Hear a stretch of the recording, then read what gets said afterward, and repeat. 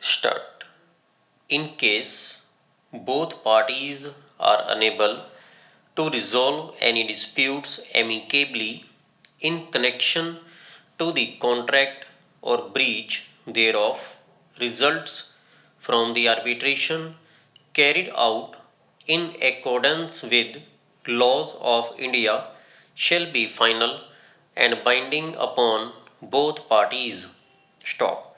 Arbitration charges and any other charges in this connection shall be borne or reimbursed by the losing party. Stop. The above was followed by an addendum dated 24th September 2009. Stop. The execution of the contract and an addendum to the same, notwithstanding the respondent did not open the requisite letter of credit despite repeated requests and reminders sent by the petitioner company to the former. Stop. The petitioner company in that view instructed its advocates and solicitors to send a legal notice in which the respondent was given a final opportunity to open a letter of credit in favor of the petitioner within 7 days of the receipt of the notice, failing which the petitioner proposed to initiate appropriate legal proceedings in which the petitioner would hold the respondent responsible for all the damages and costs suffered by the petitioner on account of the breach of the terms of the contract. Stop.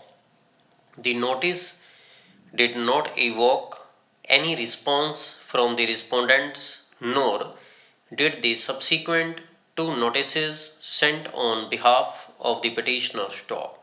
Fourth and final notice was eventually sent by the petitioner through their legal consultants, in which the petitioner reiterated that the respondent had failed to fulfill its obligations under the contract, resulting in heavy losses to the petitioner, which the petitioner assessed at USD 1 lakh equivalent to rupees 60 lakh. Stop.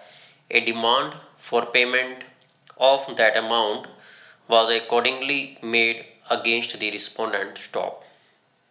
It was only at this stage that the respondent broke its silence and sent a reply through associates, their advocates, and solicitors, in which the respondent for the first time came out with the defense that the contract referred to by the petitioner had not been signed by an authorized person. Stop.